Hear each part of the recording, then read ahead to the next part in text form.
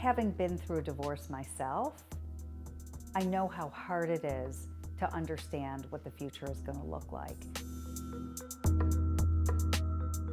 One thing I noticed early on in my career was that people don't really know much about how to buy or sell a home. And I always found it very surprising that, this is something we're not taught in school, and it's a very important life skill. So if you're thinking, I'd like to stay in my house for the next few years until my child graduates from high school, or do I need to go into a smaller home? You need to first understand how much it costs for you to live in your current home. That's a number that you will compare against all your other expenses when you look at what your alimony and child support are going to be, as well as maybe what your inheritance is if a spouse passes away. Then you call the lender to say, okay, here's my financial profile.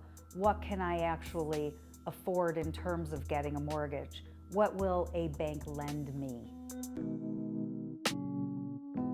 When you're married, your credit is not standing on its own in most cases. It's you and your spouse. But now you are your own entity. So if there's anything that needs to be cleaned up, there are credit services that can help you clean up your credit and raise your scores so that you can get, higher limits on your credit cards, but also in terms of the lending on your home.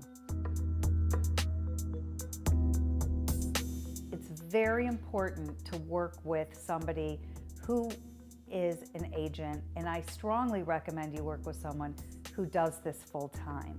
The business is very complicated. While many people think it's simple, there's a lot of nuance to every single deal we do. And if you're not in the trenches every day and stuff comes up in a deal, your agent may not really know how to handle it if it's a second job or a side career. You also want to work with somebody who is seasoned and understands that you are entering into a new phase. So while your best friend may have a sympathetic ear, they may not be the person that you want to expose everything to.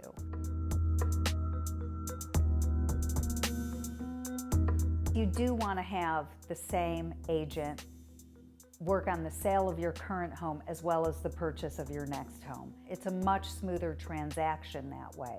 Sometimes people are very focused on the emotional aspect, but this is just as important, because when push comes to shove, you're now in charge of your destiny. And you can do it, you just need the information.